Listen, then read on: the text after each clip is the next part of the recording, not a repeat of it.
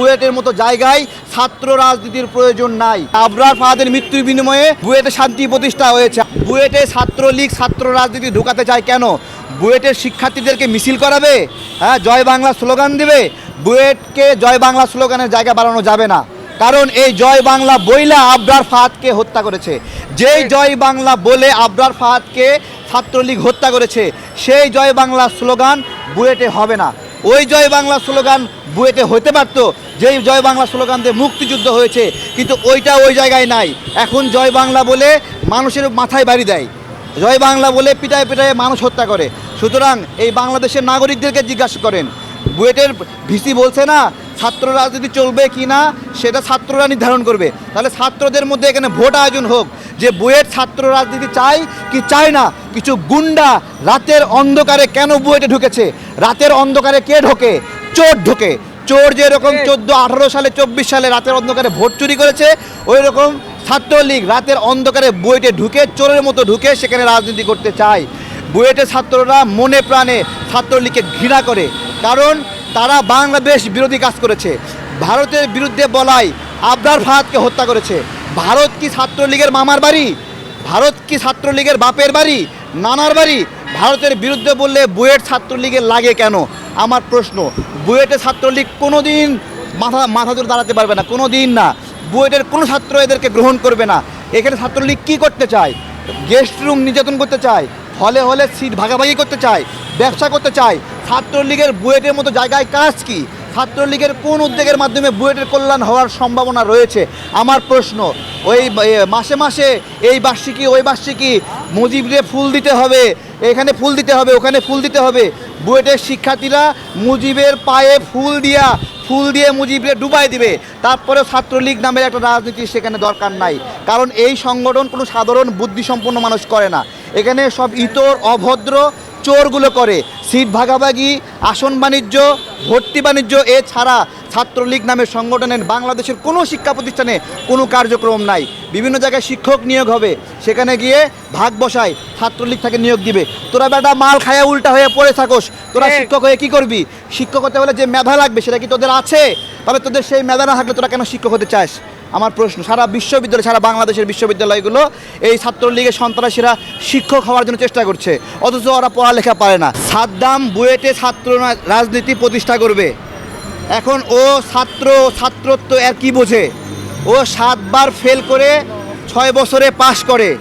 আমার কথা, ও ছাত্রর কি বোঝে? ও কি ছাত্র? ও তো একটা গুন্ডা, ছাগল।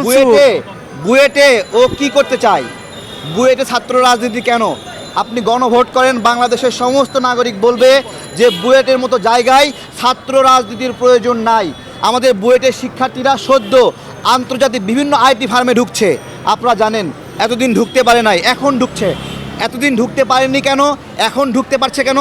এখন ছাত্ররা সেই মেধা অর্জন করছে, যেহেতু তাদেরকে বিভিন্ন মিছিল মিটিংয়ে বাধ্য করা হয় না। আমার বিশ্ববিদ্যালয়ে যখন ভর্তি হই, এক ছাত্রলীগ চট্টগ্রাম বিশ্ববিদ্যালয়ের শিক্ষক এসে সে বলে, আমি তো তোমাদের মতোই ছাত্র ছিলাম, এখানে আসছি শিখতে, তো তুমি চলো আমরা একসঙ্গে শিখি।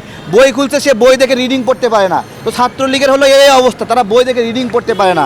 আর এক ছাত্রলীগকে তারা রাজশাহী বিশ্ববিদ্যালয় থেকে আসছে আমাদের বিশ্ববিদ্যালয়ে, সে আসে প্রতিদিন একই গল্প শোনায়, 3 ইডিয়টস সিনেমার গল্প শোনায় প্রতিদিন, যে কি এক ঘোড়া দেখছে, এই ঘোড়ার গল্প শোনায়। আর স্মল বিজনেস মানে সৈকতের দোকান, আর লার্জ বিজনেস মানে বসুন্ধরা গ্রুপ।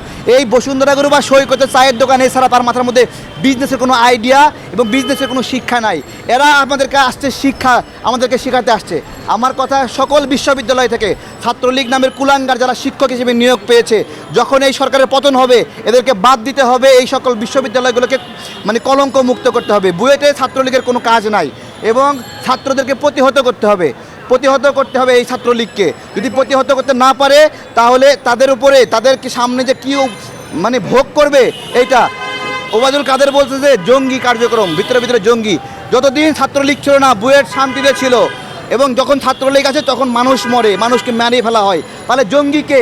জঙ্গি হলো ওবায়দুল কাদের, জঙ্গি হলো হাসিনার সংগঠন ছাত্রলীগ, জঙ্গি হলো আওয়ামী লীগ, জঙ্গি হলো যুবলীগ। বাংলাদেশের সকল প্রতিষ্ঠানের, সকল শিক্ষা প্রতিষ্ঠানের মনের আশা, প্রাণের আশা, তারা কলিজা থেকে প্রত্যাশা করে, অন্তর থেকে প্রত্যাশা করে ছাত্রলীগ মুক্ত একটা শিক্ষা প্রতিষ্ঠান। ছাত্র শিক্ষক চাইলে কোনো ছাত্র শিক্ষক চায় না এখানে কোনো ছাত্র রাজনীতি হোক, কোনো ছাত্র চায় না, কোনো শিক্ষক চায় না। এখানে ছেলেপেলে আরামে আছে। আবরার ফাহাদের মৃত্যুর পর থেকে বুয়েটে শান্তি প্রতিষ্ঠা হয়েছে। আবরার ফাহাদের মৃত্যুর বিনিময়ে বুয়েটে শান্ত আছে, বুয়েটে শান্তি আছে। এখানে আর সিট বাণিজ্য হয় না, হল বাণিজ্য হয় না, নিয়োগ বাণিজ্য হয় না। এখন ছাত্রলীগের এই কুলাঙ্গারগুলো তাদের এই আয় ইনকাম কমে গেছে, এই জন্য ওরা ছাত্র রাজনীতি চাচ্ছে এখানে, এছাড়া কোনো কারণ নাই। হাইকোর্টের যেই বিচারক এই নির্দেশ দিছে, ওই বিচারকের ছবি প্রকাশ করা হোক। বাংলাদেশের নাগরিকরা হাইকোর্টের বিচারপতির চেহারাটা দেখতে চায় যে এই কোন ভালো মানুষ বুয়েটের মতো জায়গায় ছাত্র রাজনীতির অনুমতি দিল। এই বিচারকের চেহারা পুরা দেশের মানুষ দেখতে চায়।